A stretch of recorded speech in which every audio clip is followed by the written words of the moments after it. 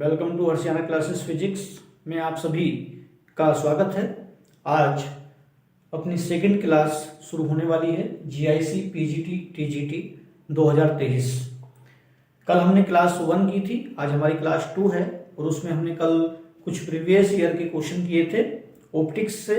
जो हमारी यूनिट है ऑप्टिक्स, वहाँ से हमने अभी अपनी क्लास शुरू की है और सभी यूनिट हम जो है यहाँ पर कवर करने वाले हैं। सभी यूनिट कवर करेंगे और जो इम्पोर्टेंट क्वेश्चन हैं जो प्रीवियस ईयर में आ चुके हैं उनको सोल्व करेंगे, और जो कुछ ऐसे क्वेश्चन हैं जो इम्पोर्टेंट होते हैं और पैटर्न पर डिपेंड हैं, अगर हम सभी क्वेश्चनों को ना करके कुछ क्वेश्चंस जो सिलेक्टेड क्वेश्चन है उनको करते हैं तो हमारी जो प्रैक्टिस है वो अच्छी होती है। और साथ साथ अगर आप घर पे भी प्रैक्टिस करते हैं तो कोई प्रॉब्लम नहीं, तो काम चल जाएगा। तो यहाँ पर हमारा जो आज का क्वेश्चन रहने वाला है, क्वेश्चन नंबर 5 है। कल हमने 4 क्वेश्चन कल किए थे, 5 आज हमारा क्वेश्चन होगा। तो क्वेश्चन नंबर 5 हमारा है। देखिए, क्वेश्चन करने से पहले मैं आपको बता दूं, जिन्होंने चैनल सब्सक्राइब नहीं किया है वो चैनल को सब्सक्राइब कर लें, जिससे कि आप नोटिफाई हो, आपको नोटिफिकेशन मिले, तो आपको जो है बेनिफिट होगा। और चैनल को ज़्यादा से ज़्यादा शेयर करेंगे तो अदर जो स्टूडेंट्स हैं, भाई हैं, बंधु हैं, उनको भी फायदा होगा। तो क्वेश्चन नंबर 5 मैं रीड कर रहा हूं, देखिए। A lens of refractive index μ2, ये आपका दिया है μ2 is immersed in a medium of refractive index μ1, the radius of curvature of the surface of the lens are R1 and R2, the focal length small f will be। मतलब अपवर्तनांक μ1 का एक lens अपवर्तनांक μ2 के माध्यम में डूबा हुआ है। कोई भी लेंस हमारा है, मतलब कॉन्वेक्स हो सकता है। अब यहाँ लेंस की टाइप तो उन्होंने कहा नहीं कि भाई लेंस आपका अवतल है या उत्तल है, कोई सा भी लेंस हो सकता है। और उस लेंस का जो है उन्होंने अपवर्तनांक दिया हुआ है कि भाई μ1 का एक लेंस है। μ1 का मतलब यहाँ पर आप ऐसे समझ सकते हैं, जो ये μ1 कह रहे हैं, तो μ1 अगर अपवर्तनांक का कोई लेंस है, लेंस मतलब लेंस में जो मटेरियल यूज हुआ है, मतलब उस मटेरियल का ये रिफ्रैक्टिव इंडेक्स है μ1। दूसरा, अगर आपने इसको n1 भी पढ़ा है, क्योंकि μ के प्लेस पे आप n भी लिख सकते हैं, तो आप ऐसा समझें कि μ1 एज लाइक n1, ठीक है। दूसरा, आप इन्होंने कहा है कि ये जो लेंस है ये μ2 अपवर्तनांक वाले माध्यम में डूबा हुआ है। मतलब ऐसा लिक्विड, भाई कोई भी अगर हमारा जो है ये लिक्विड है, ये आपका क्या है, लिक्विड है, और ये किसी भी बीकर में आपका भरा हुआ है ना। यहाँ पर अगर हम कोई भी लेंस अगर डुबोते हैं तो इस वाटर का या इस लिक्विड का जो रिफ्रैक्टिव इंडेक्स उन्होंने दिया हुआ है वो आपको μ2 दिया हुआ है। कितना दिया हुआ है? μ2 दिया हुआ है। देखिए यहाँ पर है क्या, अभी μ1 अपवर्तनांक का कोई भी क्या है, लेंस है आपका। μ1 अपवर्तनांक का लेंस है और वो कहां पर है, आपका एयर में है, ठीक है, ये एयर में है। और हमने इसको जो है कहां डुबो दिया है, लिक्विड में डुबो दिया है। और ऐसा लिक्विड भाई जिसका अपवर्तनांक μ2 है उसमें हमने इसको डुबोया है। तो ये पूछ रहे हैं कि इन्होंने कुछ रिलेशन यहां पर दिए हैं कि आपका जो कौन सा रिलेशन इसमें सही होगा। मतलब फोकल लेंथ अगर इस लेंस की स्मॉल f है, और यहाँ पर अगर हम कहें कि ये ऑप्टिकल सेंटर O है, और पहले सरफेस की जो रेडियस ऑफ कर्वेचर है R1 है, सेकंड वाले की R2 है, तो कुल मिलाकर यहाँ पर R1 और R2 रेडियस दी हुई हैं। और जो लेंस है, आपको लेंस के पदार्थ का, मतलब ये जो है मटेरियल का, आपको जो है पदार्थ का, हम कह सकते हैं पदार्थ जो है उसका जो है इन्होंने रिफ्रैक्टिव इंडेक्स दिया है। तो अभी ये यहाँ पे एयर में है, अभी यहाँ लिक्विड में है, तो कौन से, इन्होंने कुछ 4 ऑप्शंस दिए हैं, तो आप इनको जरा ध्यान से समझेंगे। बोर्ड पर इनके अगर लिखेंगे तो थोड़ा लेंथी हो जाएगा, या चलो हम लिख देते हैं। यहाँ पर पहला जो ऑप्शन इन्होंने दिया है वो है ऑप्शन ए है 1/f = इन्होंने कहा है μ2 - 1 और 1/R1 - R2। और बी ऑप्शंस इन्होंने कहा है 1/f = देखिए 1/f equal to μ2 upon μ1 minus 1 और 1/r1 minus 1/r2 and C options है कि 1/f equal to μ2 upon μ1 minus 1 है और यहाँ पर इन्होंने जो है रेडियस में प्लस कर दिया है कि r1 1/r1 plus 1/r2 and D option इन्होंने दिया हुआ है कि μ1 अपॉन μ2 करके दिया इन्होंने और थोड़ा यहाँ पर चेंजिंग की है 1/f इक्वल टू इन्होंने कहा है μ1 अपॉन μ2 माइनस 1, ठीक है, और ये ठीक है 1/r1 माइनस इन्होंने यहाँ पर r2 कहा है, माइनस ही कहा है, ठीक है, माइनस बोला है, सॉरी माइनस क्या प्लस बोला है यहाँ पे इन्होंने। तो ये कुछ ऐसे 4 ऑप्शंस दिए हुए हैं और आपसे ये पूछ रहे हैं कि इनमें कौन सा जो है ऑप्शंस ठीक होगा।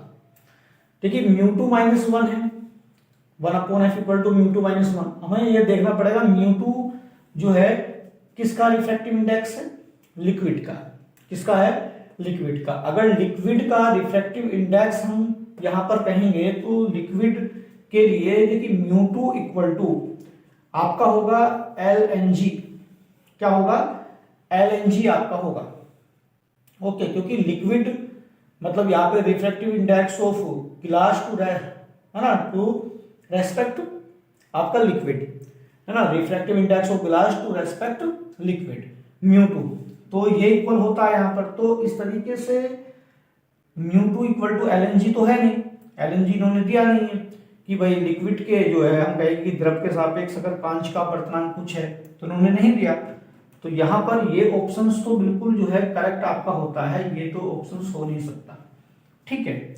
दूसरा 1/f equal to μ2 upon μ1 minus 1 है और 1/r1 माइनस 1/r2 है और यहाँ पर μ2 अपॉन μ1 माइनस 1, देखिए फॉर्मूले में जो रेडियस होती है 1/r1 माइनस 1/r2 होता है वो माइनस होता है। एक तो सबसे पहली बात कि एक ऑप्शन आपका यहाँ से कैंसिल हो गया, दूसरा यहाँ पर प्लस है, यहाँ पर प्लस है, तो ये ऑप्शंस और ये ऑप्शंस भी आपका कैंसिल हो जाएगा। तो एक ऑप्शन आपका बचता है, कौन सा, बी ऑप्शन आपका बचता है। आप कहेंगे कि भाई बी ऑप्शन होगा, ठीक है, लेकिन इसको वेरीफाई करेंगे जरा कि μ2 अपॉन μ1 माइनस 1 है, तो यहाँ पर इसको कैसे हम समझ सकते हैं। देखिए μ2 अपॉन μ1 माइनस 1 है, तो इसको हम कुछ सिंप्लीफाई करें तो 1, देखिए 1/f इक्वल टू μ2 अपॉन μ1 है, तो ये आपका जो है यहाँ पर म्यू के इक्वल होगा, क्या होगा, म्यू माइनस 1 और 1/r1 माइनस 1/r2। और ये जो फॉर्मूला है बिल्कुल आपके पास होता है कि 1/एयर के लिए 1/f इक्वल टू n-1, ये सभी ने पढ़ा है 1/r1 माइनस 1/r2, ठीक है। इसी बेसिस पे देखिए रिफ्रैक्टिव इंडेक्स n है तो यहाँ पे म्यू है, कोई बात नहीं, ये n ना बोल के म्यू बोल रहे हैं तो कौन सी प्रॉब्लम आ रही है। तो यहाँ पर जो है आपका जो है ये ऑप्शंस, इसके आप देखिए मैच करिए तो क्या है आपका जो है बी ऑप्शंस बिल्कुल करेक्ट होगा। तो बी ऑप्शंस इसका जो है सही आंसर आपका, तो इसके हम इसके बी के साथ जाएंगे, ठीक है।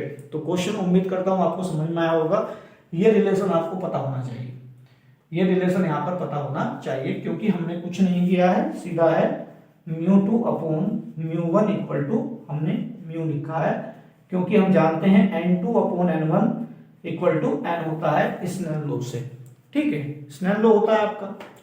तो उम्मीद करता हूं आपको क्वेश्चन समझ में आ गया होगा।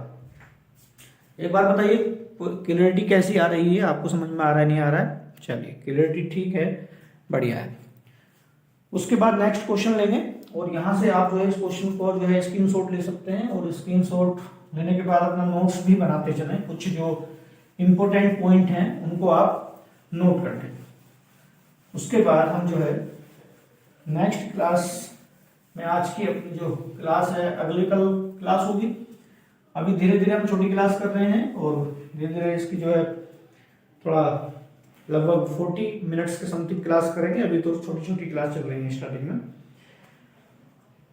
उसके बाद देखिए नंबर 6 क्वेश्चन आज का हमारा है, क्वेश्चन नंबर जो 6 है बहुत ही इंपॉर्टेंट है, ठीक है। न्यूटन का जो आपका फॉर्मूला है, ठीक है, उससे रिलेटिव आपका है। क्या है? For a thin convex lens if object is at distance of x1, मतलब एक कोई पतला उत्तल लेंस है, if object is at distance of x1 from its first focus, अगर इसके फर्स्ट फोकस से x1 डिस्टेंस पर कोई ऑब्जेक्ट रखी हुई है, ठीक है, and image at A distance of x2 from the second focus, मतलब इस लेंस के सेकंड फोकस से x2 डिस्टेंस पर इमेज बनता है ना। तो if f1 and f2 are respectively the first and the second focal length of the lens, the condition which is the satisfied is, मतलब कि यहां पर कौन सा रिलेशन जो है अप्लाई होगा, इन्होंने कहा है कि 4 ऑप्शंस दिए हुए हैं। देखिए, सबसे पहली बात, इसका हम थोड़ा डायग्राम ड्रॉ कर लेते हैं।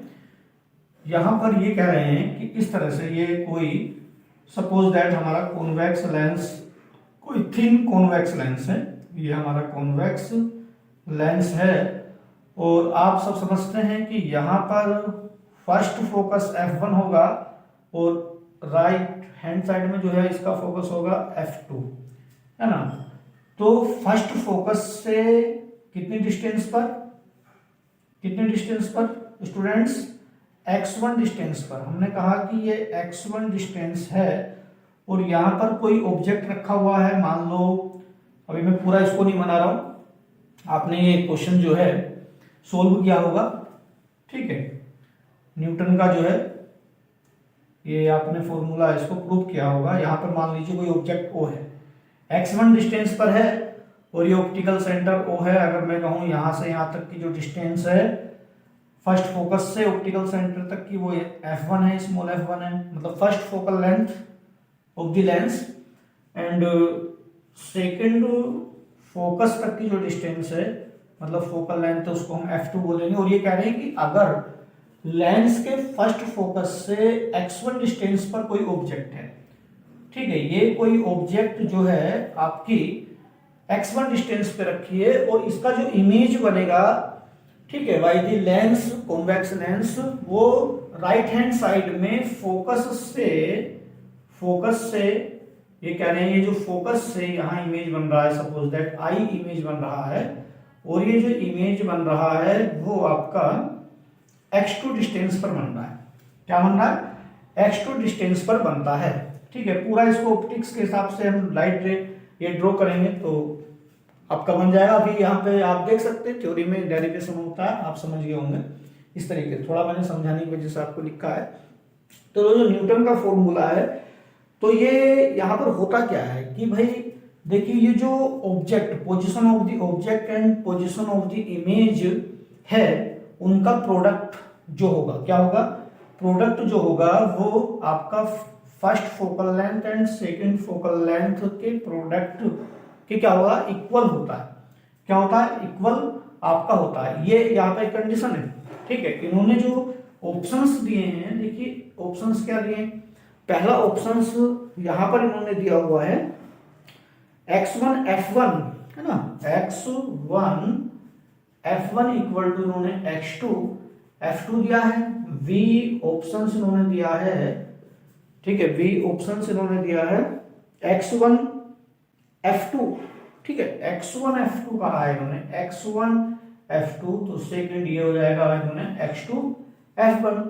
c ऑप्शंस इन्होंने दिया है आपको x2 माइनस x1, है ना, x2, सी ऑप्शन है x2 minus x1 equal to f2 minus f1, and D option है x1 into x2 equal to f1 into f2, ठीक है। ये जो है डी ऑप्शन आपका है। तो यहां पर कौन सा ऑप्शन ठीक होगा ये आपको बताना है। सिंपल है, मैंने अभी बताया। यहाँ पर जो न्यूटन्स की जो आपके यहाँ पे जो फॉर्मूला है, यहाँ पे जो इसका कहेंगे जो प्रतिबंध है, वो क्या होगा कि position of the object and position of the image, दोनों का प्रोडक्ट इक्वल होता है first focal length and second focal length के प्रोडक्ट के, है ना। तो यहां पर कैसा रिलेशन है, ये x1 x2 क्या है, पोजीशन का प्रोडक्ट हो रहा है, f1 f2 क्या है, फोकल लेंथ का प्रोडक्ट हो रहा है। तो हम जाएंगे ऑप्शन नंबर डी के साथ, ठीक है। तो अपना जो है यहाँ पर जो है क्वेश्चन 6 के डी पार्ट को हम दो करेंगे। तो उम्मीद करता हूं आपको ये क्वेश्चन समझ में आ गया होगा, है ना। चलिए, तो स्क्रीनशॉट ले सकते हैं। कोई भी डाउट अगर है आपको, सेशन कैसे लग रहे हैं, क्वेश्चन आपको समझ में आ रहे हैं नहीं आ रहे हैं, कमेंट्स सेशन में जाके आप जरूर बताइएगा कि कमेंट में क्या, और आपको कौन सी यूनिट इसके बाद पढ़नी है वो यूनिट आपको कराएंगे। और कोई भी अगर आपकी क्वेरी है तो आप जो है बिल्कुल कमेंट में बता सकते हैं। अपना देखिए एक 7 क्वेश्चन है, क्वेश्चन नंबर 7 हम यहां पर सोल्व कर रहे हैं। क्वेश्चन नंबर 7,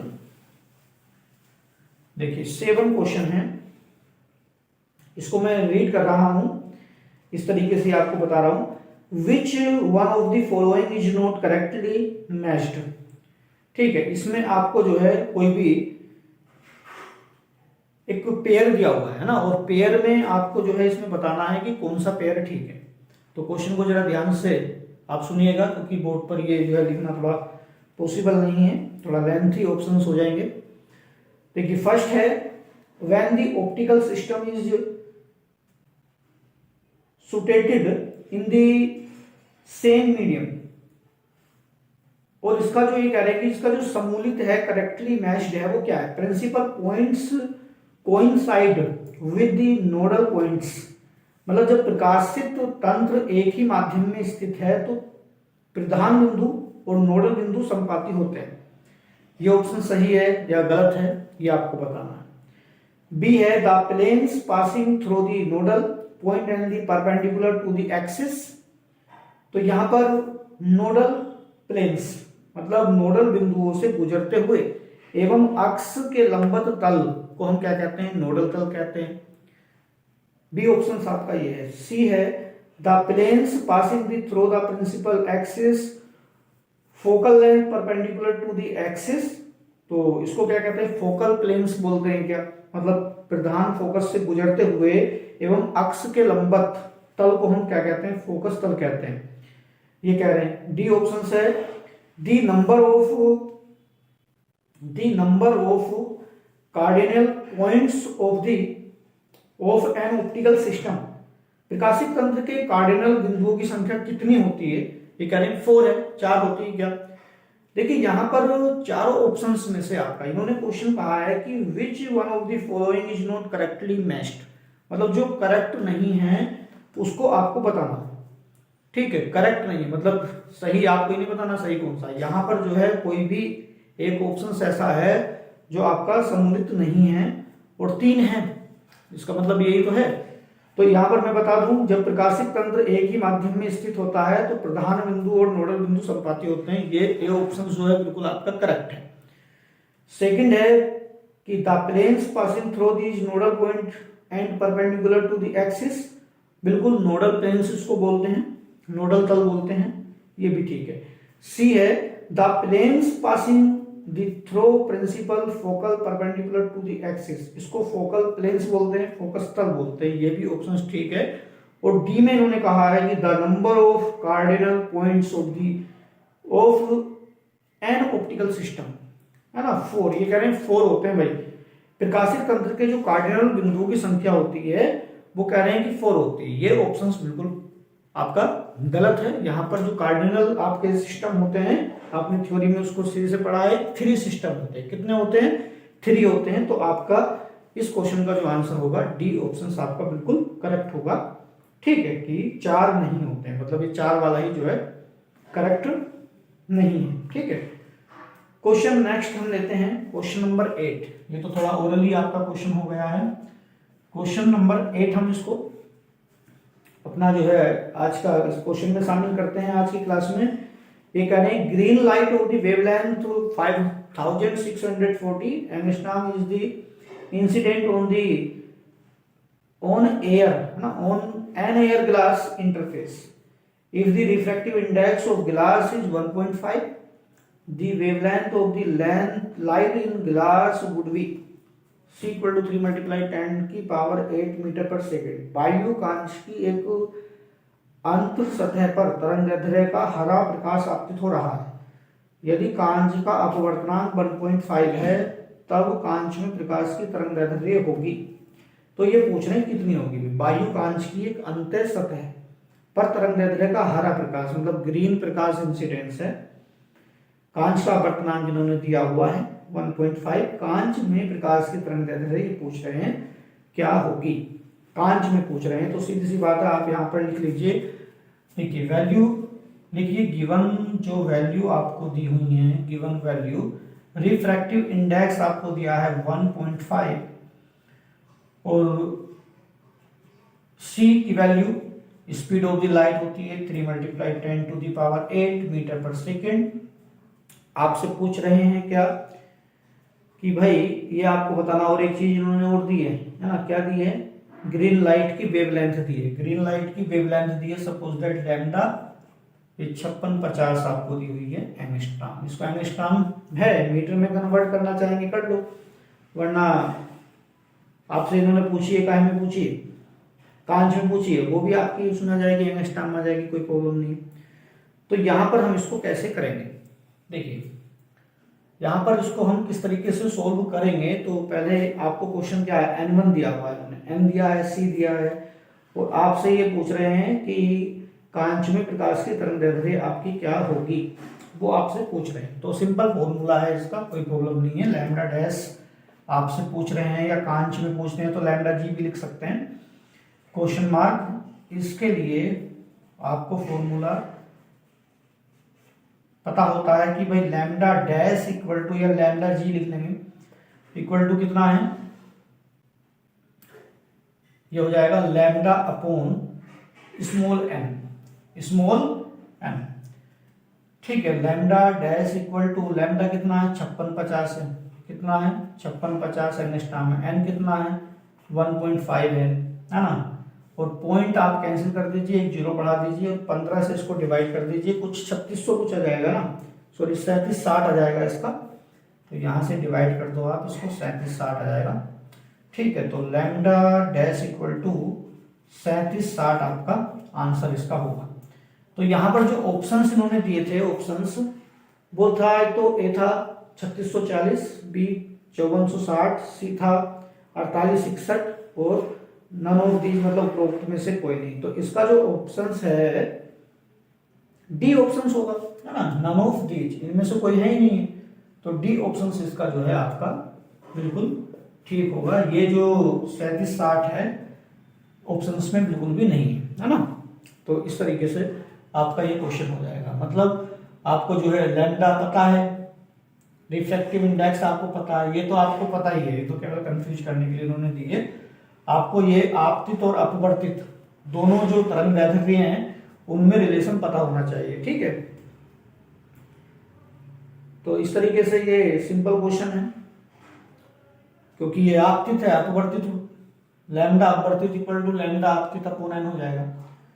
तो स्क्रीनशॉट लीजिए इसका क्वेश्चन का, अगर कहीं पे कोई डाउट है तो आप बताइएगा बिल्कुल, और इस तरीके से क्वेश्चनों की प्रैक्टिस आप करेंगे। नेक्स्ट क्वेश्चन हम लेते हैं क्वेश्चन नंबर 9। देखिए क्वेश्चन नंबर 9 बहुत ही इंपॉर्टेंट क्वेश्चन है, क्वेश्चन नंबर 9। क्वेश्चन नंबर 9 अपना है, माइओपिया इज कॉल्ड वाई यूजिंग, मतलब निकट दृष्टि दोष के निवारण हेतु उपयोग किया जाता है। मतलब हम निकट दृष्टि दोष के निवारण के लिए किसका उपयोग करेंगे अगर हमें उसका उपाय करना है, करेक्शन करना है। तो ऑप्शंस आपका है कि स्फेरिकल लेंस, है ना, मतलब बेलनाकार लेंस दिया है, कॉन्वेक्स लेंस है, उत्तल लेंस है, कॉनकेव लेंस दिया है, अवतल लेंस से करेंगे या नॉन ऑफ दीज इनमें से कोई नहीं। तो हम निकट दृष्टि दोष का जो निवारण है वो किससे करते हैं, निकट दृष्टि दोष, ठीक है। निकट दृष्टि दोष में किसका किससे निवारण करा जाता है, सिंपल है भाई, निकट दृष्टि दोष, अगर निकट दृष्टि दोष है ना, निकट दृष्टि दोष है तो भाई हम जाएंगे अवतल लेंस के साथ, किसके जाएंगे, अवतल लेंस के साथ। यहाँ पर दूसरा मैं बता दूं, सेकंड एक केस तो ये होता है, सेकंड आपका है अगर दूरदृष्टि दोष है भाई, क्या है, दूरदृष्टि दोष आपका है, दूरदृष्टि दोष है, तो यहां पर होता है आपका उत्तल लेंस। क्या होता है, उत्तल लेंस, कॉन्वेक्स लेंस। तो निकट दृष्टि दोष का मतलब ये है कि निकट की वस्तुएं हमें क्या दिखाई दे रही है, ठीक दिखाई दे रही है, दूर की नहीं दिखाई दे रही है ना। और दूरदृष्टि दोष का मतलब क्या है कि हमें दूर की दिखाई दे रही है ना, पास की नहीं दिखाई दे रही है। तो दूर की नहीं दिखाई दे रही, दूर की दिखाई दे रही है, पास की नहीं दिखाई दे रही है, तो उन लाइट को हमें क्या करना पड़ेगा, लाइट रे को, क्योंकि यहाँ पर कन्वर्ज करना पड़ेगा, ठीक है, क्योंकि दूरदृष्टि दोष में निकट बिंदु दूर चला जाता है, इसलिए दूर की दिखाई देती है। निकट दृष्टि दोष क्या है, निकट की वस्तुएं दिखाई देती हैं, इसका मतलब दूर बिंदु निकट आ जाता है, दूर बिंदु निकट आ जाता है। तो यहाँ पर अवतल लेंस का हम यूज करते हैं, क्योंकि अवतल lens is the divergent lens, मतलब इसको हम अपसारी लेंस भी बोलते हैं। कौन सा लेंस बोलते हैं, अपसारी लेंस हम इसको भी बोलते हैं ना। और ये होता है अभिसारी लेंस। क्या होता है, अभिसारी लेंस आपका ये होता है। अभिसारी लेंस मतलब प्रकाश किरणों को कन्वर्ज करेगा, ये आपका क्या करेगा, डाइवर्ट करेगा। अगर ये कन्वर्ज करेगा तो क्या होगा, निकट बिंदु दूर गया ना, तो यहां पर कन्वर्ज करेगा तो आपका जो दूर बिंदु है वो निकट आ जाता है, ठीक। और इसके लिए आप क्या है, जो हमारा ह्यूमन आई वाला जो कंसेप्ट है उसको आप स्टडी करें, थ्योरी को स्टडी करें, और वहां पर जो करेक्शन के लिए डायग्राम है आपका उनको भी आप देखें, तो आपका जो है बिल्कुल डाउट यहां से दूर हो जाएगा। केवल इतना पॉइंट ध्यान रखेंगे, निकट दृष्टि दोष है तो दूर बिंदु निकट आता है, और दूर दृष्टि दोष है तो यहाँ पर जो है निकट बिंदु दूर चला जाता है। दूर चला जाता है, पास लाने के लिए तो लेंस एक कन्वर्जेंट लेंस का यूज करते हैं। दूसरा, अगर निकट दृष्टि दोष है, निकट की दिखाई दे रही है, दूर चला गया है, तो क्या है, अवतल लेंस करेंगे, क्योंकि अपसारी है, लाइट रे को वो फैलाएगा तो दूर तक का यहाँ पर आपको दिखाई देगा, है ना। तो अवतल लेंस हम यूज में लाएंगे, सिंपल सी बात है। तो यहाँ पर जो आंसर होगा निकट दृष्टि दोष के लिए हम अवतल लेंस का यूज करते हैं, ठीक। तो ऑप्शंस 9 का चला जाएगा, सी ऑप्शन चला जाएगा। इन्होंने जो है सी ऑप्शंस में आपको ये दिया हुआ है, बेलनाकार लेंस भी दिया है इन्होंने, उत्तल लेंस भी दिया है, और नॉन ऑफ दीज भी कहा है, तो अवतल लेंस के साथ हम जाएंगे। तो इस तरीके से क्वेश्चन नंबर 9 ये बहुत अच्छा क्वेश्चन था। बच्चे इसमें जो है गड़बड़ करते हैं और प्रॉब्लम हो जाती है यहाँ पर। तो उसके जो है रे डायग्राम, जो ऑप्टिक डायग्राम है करेक्शन वाला, उसको आप जरूर देखें, वहां से ये प्रॉब्लम सॉर्ट आउट हो जाती है। उसके बाद ये क्वेश्चन नंबर 10 है, मैं क्वेश्चन नंबर 10 पढ़ रहा हूं।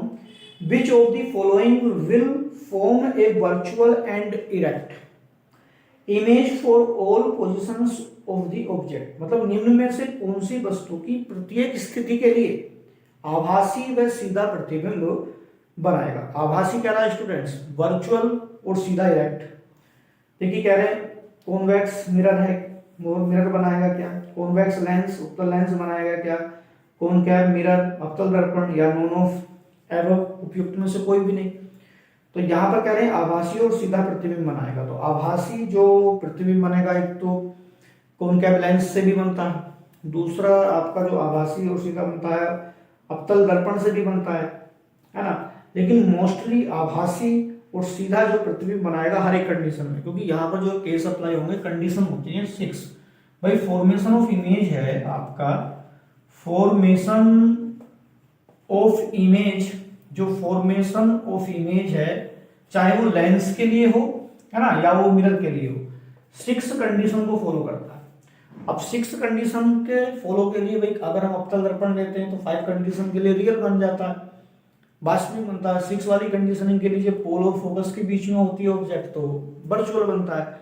तो यहाँ पर ये 5 के लिए तो ठीक नहीं बैठता, तो यहाँ पर हम जो है अवतल दर्पण के साथ तो नहीं जा सकते। अब ये पहला अगर कहें कि भाई अवतल दर्पण है, तो अवतल दर्पण क्या 5 के लिए ठीक है, एक केस में तो नहीं बनता, एक केस के लिए तो बन रहा, 5 के लिए तो नहीं बन रहा, ठीक है। दूसरा इसमें इन्होंने कहा है उत्तल लेंस है, कॉन्वेक्स लेंस है। कॉन्वेक्स लेंस क्या है, कॉन्वेक्स लेंस जो 6 कंडीशन है, ए ऑप्शन आपका क्या अवतल लेंस है, बी ऑप्शन क्या है उत्तल लेंस है।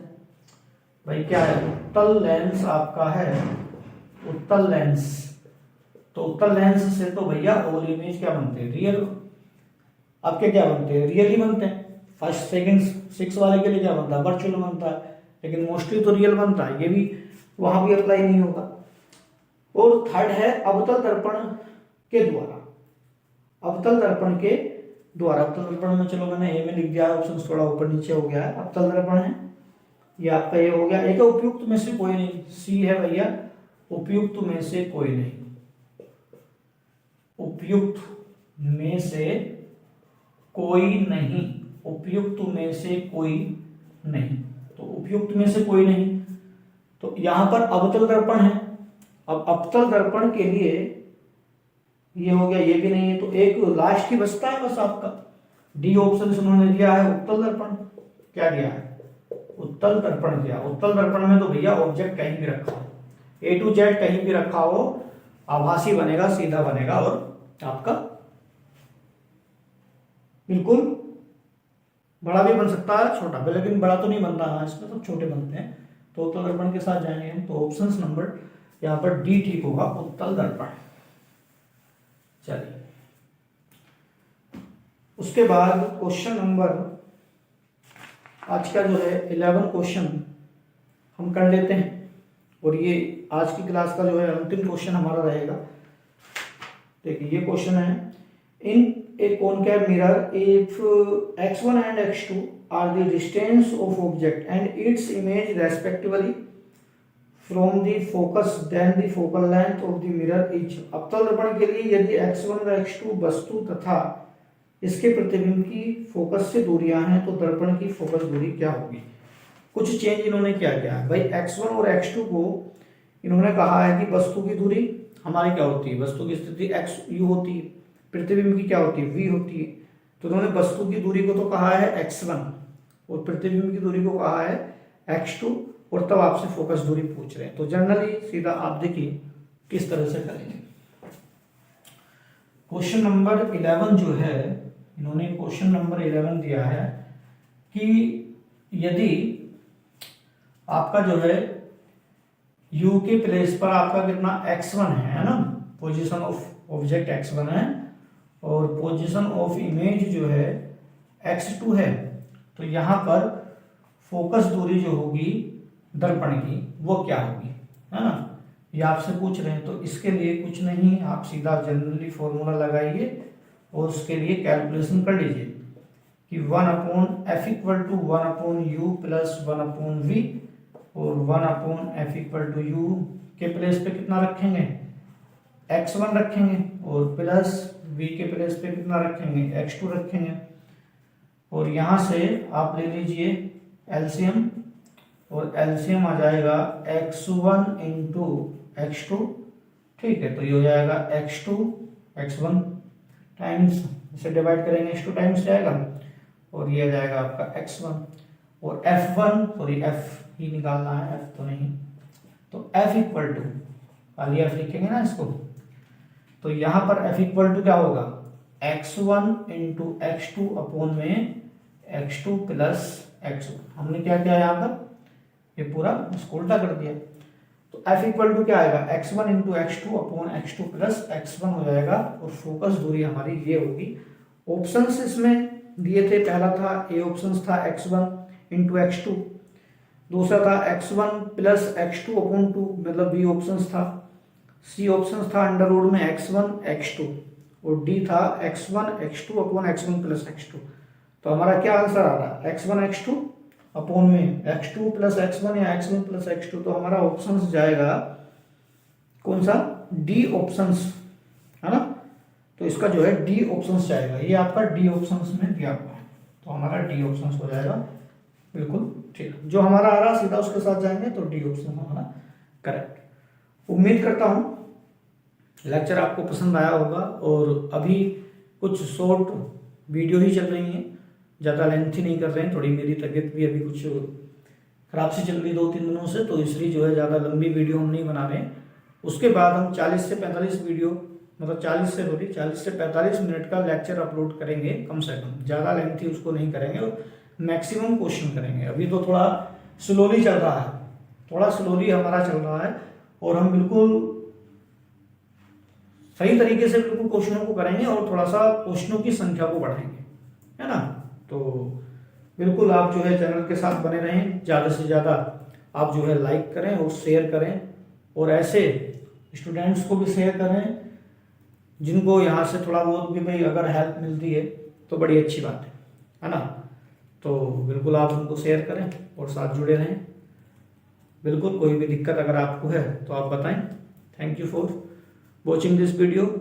बहुत सारा सभी को प्यार, शुभ रात्रि, धन्यवाद। क्योंकि मैं वीडियो जो है रात्रि में ही जो है इनको नाइट में अपलोड कर रहा हूँ, तो इसलिए सभी को good night, take care, okay, bye bye.